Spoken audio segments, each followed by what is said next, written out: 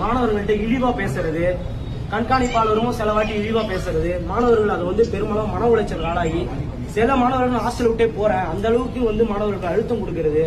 சில விஷயம் தெரியலன்னா மாணவர்களுக்கு எடுத்து கொடுக்கணும். ஒரு காப்பாளருக்கு அதுதான் வந்து ஒரு அழகு.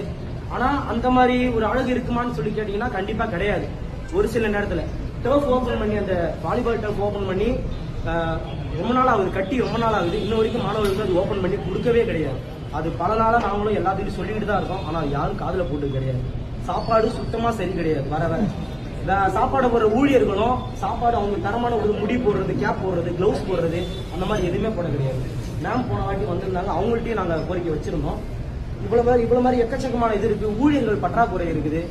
மாணவர்களுக்கு கண்காணிப்பதற்கு கேமரா வந்து குறைவா தான் இருக்கு.